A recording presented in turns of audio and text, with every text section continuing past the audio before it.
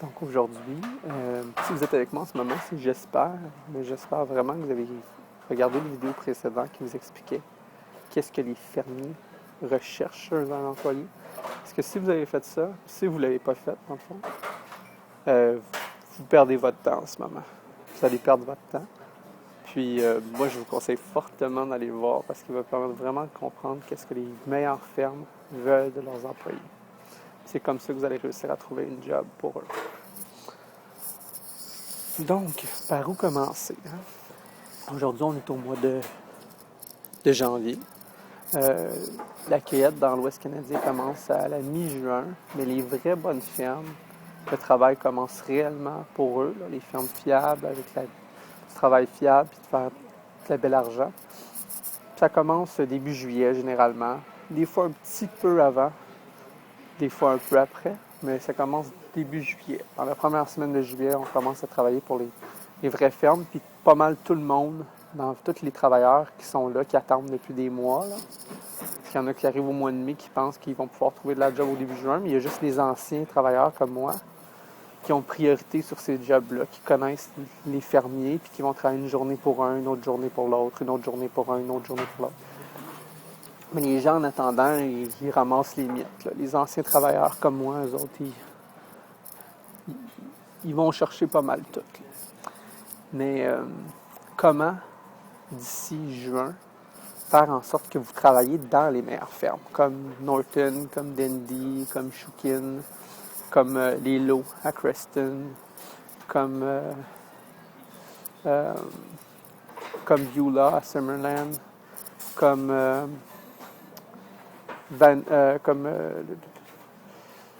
comme certaines fermes à Naramata, j'ai oublié leur nom pour l'instant, comme Demelo à Osoyoos, comme Feiners à Creston. Comment faire pour rentrer dans ces fermes-là? Surtout si on n'a pas d'expérience. Quand on n'est jamais venu cueillir, là, on est un débutant. Puis comment qu'on fait en tant que débutant, mais même pas en tant que débutant, pour rentrer dans ces fermes-là? Puis moi, j'ai très bien réussi, comme j'ai expliqué dans la vidéo précédente. À ma troisième année de cueillette, je cueillais pour Demelo, qui est une des plus grosses fermes dans le sud. Ma quatrième année de cueillette, je travaillais pour... puis c'était la troisième année, je travaillais pour Beulah également. Je travaillais pour Daninger également. Ma quatrième année de cueillette, je travaillais pour Demelo encore une fois. Je travaillais pour les Grey à Creston. Malheureusement, eux sont fermés. Je travaillais pour Daliwar. Puis ma cinquième année, je travaillais pour Norton et Dendy. Donc, c'est quoi mon secret? Puis comment vous pourriez travailler pour eux dès la première année? Puis moi, ce que j'ai appris, ça m'a pris 5 ans avant de l'apprendre. Mais vous, en suivant des étapes faciles, vous allez pouvoir vous rendre là vraiment plus rapidement, je crois. Puis si vous avez un peu de volonté, là, vous pouvez rapidement travailler pour les meilleures fermes. Puis j'en ai vu. J'ai vu des travailleurs sans expérience travailler dans les meilleures fermes avec moi. Donc, c'est possible. Puis voici comment. Première chose, c'est l'écrit. Donc, en ce moment, vous devriez toutes avoir sorti une liste des fermes pour lesquelles vous travaillez. Puis, avoir fait vos petites recherches sur ces fermes-là pour comprendre c'est qui sont. Parce que ça, c'est vraiment important, de savoir à qui on s'adresse avant d'envoyer une lettre. Parce qu'eux autres, il y a des centaines de personnes qui prennent toute la liste, qui font un courriel de groupe en copie cachée, qui envoient un courriel générique à tout le monde. Mais vous, quand vous recevez un message comme ça, qu'est-ce que vous faites? Vous le délitez. Il faut faire un message personnalisé. Fait que, message personnalisé aux fermiers. Premièrement, en ayant fait votre recherche rapide ou en ayant posé des questions à des amis, vous allez comprendre un peu plus c'est qui ces fermes-là. Puis sur BC Cherry, le site que j'ai mis en lien sur une vidéo précédente, il y a possibilité de voir les différents fermiers puis qu'est-ce qu'ils font pour contribuer à l'industrie de la cerise. Puis il y a des articles qui sont sortis sur eux puis tout ça. Fait que c'est important de voir ça pour pouvoir vous adresser à eux. Commencer à votre discussion en leur disant que vous avez vu un article sur eux ou que vous avez qu'il y a quelqu'un qui vous en a parlé en bien pour telle raison. Donc, leur donner des raisons spécifiques pour lesquelles vous vous intéressez à eux, puis ensuite dire que que vous êtes un travailleur professionnel, puis l'expliquer selon les raisons que je vous ai expliquées dans la vidéo précédente. Fait que les convaincre que vous allez être capable de démontrer les différentes aptitudes d'un travailleur professionnel. Donc, regardez la vidéo précédente si vous ne l'avez pas fait. Fait que, une fois que vous avez démontré ça à ces individus-là, vous avez fait un premier lien avec la personne, démontré, vous envoyez votre courriel personnalisé à chacun et vous attendez une réponse.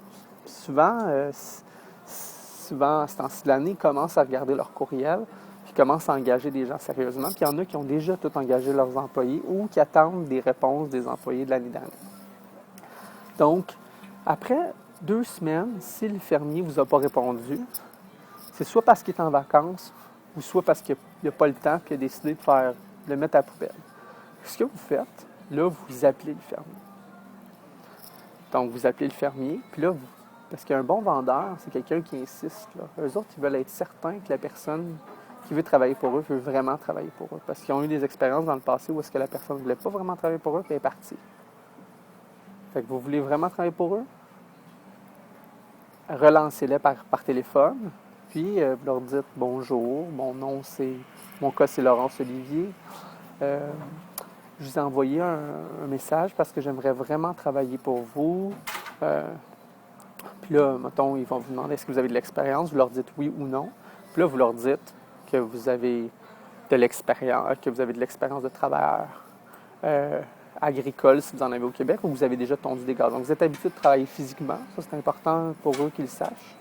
Que vous leur dites que vous êtes vraiment discipliné.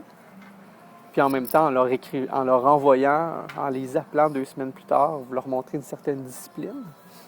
Puis, vous leur dites que vous leur parlez d'eux, vous leur posez des questions par rapport à leur famille. Ça, c'est important parce que ces gens-là, ils veulent pas que vous les voyiez comme de l'argent. Ils veulent que vous les voyiez comme un ami. Puis comme un employeur, bien entendu, que vous soyez respectueux avec.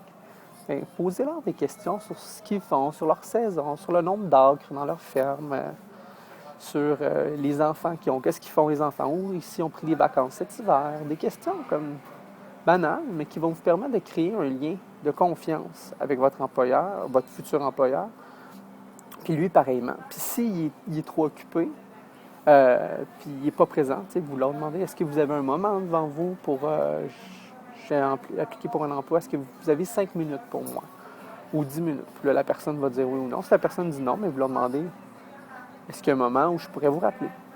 Puis là, la personne va vous dire oui, généralement, un moment pour les rappeler, donc vous les rappelez. Ou sinon, il va vous dire non, je ne suis pas intéressé du tout. Puis s'il vous dit non, je ne suis pas intéressé du tout, hésitez encore, vous dites à quel moment de l'année ce sera un bon moment pour vous relancer s'il y a des employés qui ont décidé qu'ils ne viendront pas.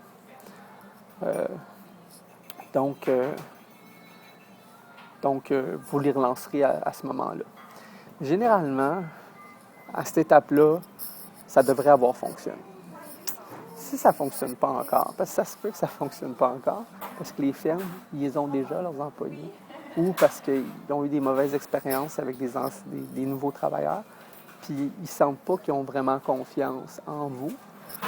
Là, la dernière façon d'agir, c'est d'aller les voir en personne. Encore une fois, vous allez les voir, puis là, pour ça, il faut une voiture, puis il faut se prendre d'avance. Donc, il ne faut pas aller les voir au mois de juillet, là. Il faut aller les voir d'avance personnellement, puis ils sont un peu partout dans la vallée. Fait que pour ça, idéalement, il faut une voiture, parce que c'est eux autres les contrats plus longs, là. Pour ça, idéalement, il faut une voiture pour aller se déplacer et aller les rencontrer personnellement. Puis il faut être là, je dirais, maximum, là, mi-juin. Il faut être dans la vallée mi-juin. Puis pour les autres qui sont là d'avance, vous pourriez profiter. Pour ceux qui sont là d'avance, qui sont là au mois de mai, c'est d'aller directement voir ces fermiers-là, les grosses fermes, puis leur demander s'ils ont de la job-in à faire. Des job-in à faire avant la saison. Puis ça, c'est une bonne façon de rentrer. C'est comme ça que je suis rentré chez Denis. C'est comme ça que je suis rentré chez Daninger aussi. C'est en travaillant pour eux avant la saison de cueillette. Ça, c'était ma technique pour rentrer pour eux. Puis avec Chris Greg Norton, c'était en faisant les pêches, en faisant le training de pêche en début de saison quand j'ai réussi à rentrer chez eux. Fait que c'est ça. Euh, Puis, quand vous allez les voir, encore une fois, c'est important de leur montrer que vous êtes discipliné, que vous êtes un travailleur fort et que vous êtes respectueux. Donc, première chose, travailler fort, mais c'est dans le non-verbal. Tout de suite, ils le savent. Puis ils me l'ont dit tout de suite, ils le savent au début si tu es un travaillant ou non. Tout est dans l'attitude, dans la posture. Fait que vous approchez vers cette personne-là. Il faut avoir de l'air carré quand même. Il faut monter ses épaules. Il faut avoir une démarche droite. Donc, pas